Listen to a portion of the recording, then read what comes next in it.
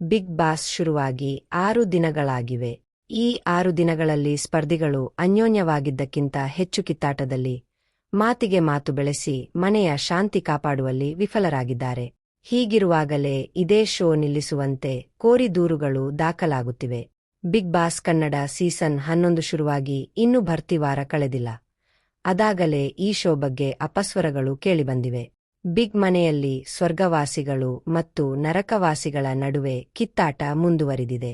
ಈ ನಡುವೆಯೇ ಇದೇ ರಿಯಾಲಿಟಿ ಶೋನಲ್ಲಿ ಮಾನವ ಹಕ್ಕುಗಳ ಉಲ್ಲಂಘನೆಯಾಗಿದೆ ಎಂದು ಆರೋಪಿಸಿ ಮಹಿಳಾ ಆಯೋಗಕ್ಕೆ 2 ಪ್ರತ್ಯೇಕ ದೂರು ನೀಡಲಾಗಿದೆ.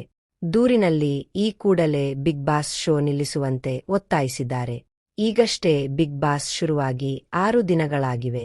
ಈ 6 ದಿನಗಳಲ್ಲಿ ಸ್ಪರ್ಧಿಗಳು ಅನ್ಯೋನ್ಯವಾಗಿದ್ದಕ್ಕಿಂತ ಹೆಚ್ಚು ಕಿತ್ತಾಟದಲ್ಲಿ, ಮಾತಿಗೆ ಮಾತು ಬೆಳೆಸಿ ಮನೆಯ ಶಾಂತಿ ಕಾಪಾಡುವಲ್ಲಿ ವಿಫಲರಾಗಿದ್ದಾರೆ. ವೀಕ್ಷಕರಿಂದಲೂ ಈ ಸಲದ ಶೋ ಬಗ್ಗೆ ಸಾಕಷ್ಟು ಟೀಕೆಗಳು ಕೇಳಿಬಂದಿವೆ. ಇದೀಗ ಬಿಗ್ ಬಾಸ್ನಲ್ಲಿ ಮಾನವ ಹಕ್ಕುಗಳ ಉಲ್ಲಂಘನೆಯಾಗಿ ಎಂದು ವೃತ್ತಿಯಲ್ಲಿ ವಕೀಲೆಯಾಗಿರುವ ರಕ್ಷಿತಾ ಸಿಂಗ್ ಮತ್ತು ಎನ್ ನಾಗಮಣಿ ಎಂಬುವವರು ಆರೋಪಿಸಿ ದೂರು ನೀಡಿದ್ದಾರೆ. ಅಷ್ಟಕ್ಕೂ ಅವರು ನೀಡಿದ ದೂರಿನಲ್ಲಿ ಏನಿದೆ?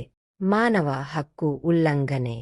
ರಕ್ಷಿತಾ ಸಿಂಗ್ ಅವರು ನೀಡಿದ ದೂರಿನ ನೋಡುವುದಾದರೆ, ಕಿಚ್ಚ ಸುದೀಪ್ ನಡೆಸಿಕೊಡುತ್ತಿರುವ ಬಿಗ್ ಬಾಸ್ 11 ಕಾರ್ಯಕ್ರಮದಲ್ಲಿ ಸ್ವರ್ಗ ನರಕ ವಿಚಾರದ ಮೇಲೆ ಸ್ಪರ್ಧಿಗಳನ್ನು ಪ್ರತ್ಯೇಕವಾಗಿ ಇರಿಸಲಾಗಿದೆ. ಭಾರತದ ನಾಗರಿಕರನ್ನು ಖಾಸಗಿ ವ್ಯಕ್ತಿಗಳು ಬಂಧನದಲ್ಲಿರಿಸಲು ಹಕ್ಕನ್ನು ಹೊಂದಿರುವುದಿಲ್ಲ.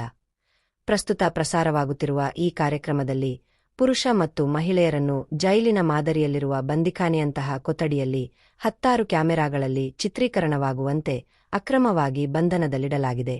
ಸ್ಪರ್ಧಿಗಳಿಗೆ ಕೇವಲ ಗಂಜಿಯನ್ನು ಆಹಾರವನ್ನಾಗಿ ನೀಡುತ್ತಿದ್ದು, ಸಂವಿಧಾನದ ಪ್ರಕಾರ ನಾಗರಿಕರಿಗೆ ಪೌಷ್ಟಿಕ ಆಹಾರ ಕೊಡದೇ ಇರುವುದು ಅಪರಾಧವಾಗುತ್ತದೆ. ಅದರಲ್ಲೂ ಮಹಿಳಾ ಸ್ಪರ್ಧಿಗಳಿಗೆ ಪ್ರತ್ಯೇಕ ಶೌಚಾಲಯ, ಮಲಗಲು ವ್ಯವಸ್ಥೆ ನೀಡದೆ ಅವರಿಗೆ ಶೌಚಕ್ಕೆ ಹೋಗಲು ಬೇರೊಬ್ಬರ ಅನುಮತಿ ಪಡೆಯುವಂತಹ ಸ್ಥಿತಿಯಿದ್ದು, ಶೌಚಾಲಯ ಬಳಕೆ ಮಾಡಲು ಬಲವಂತಕ್ಕೆ ಒಳಪಡಿಸುವುದು ಮಹಿಳೆಯರ ಖಾಸಗಿತನಕ್ಕೆ ಧಕ್ಕೆಯಾಗುತ್ತದೆ. ಬಿಗ್ ಬಾಸ್ 11ರ ಕಾರ್ಯಕ್ರಮದಲ್ಲಿ ಸ್ಪರ್ಧಿಗಳ ಜೊತೆ ಕಾನೂನುಬದ್ಧವಾಗಿ ಒಪ್ಪಂದ ಮಾಡಿಕೊಂಡಿದ್ದು, ಇಂತಹ ನಿರ್ಧಾರಗಳನ್ನು ಹೇರುವುದು ಸಂವಿಧಾನದ ಪ್ರಕಾರ ಅಪರಾಧ ಎಂದು ರಕ್ಷಿತಾ ಸಿಂಗ್ ದೂರಿನಲ್ಲಿ ನಮೂದಿಸಿದ್ದಾರೆ. ನಾಗಮಣಿ ಆರೋಪವೇನು?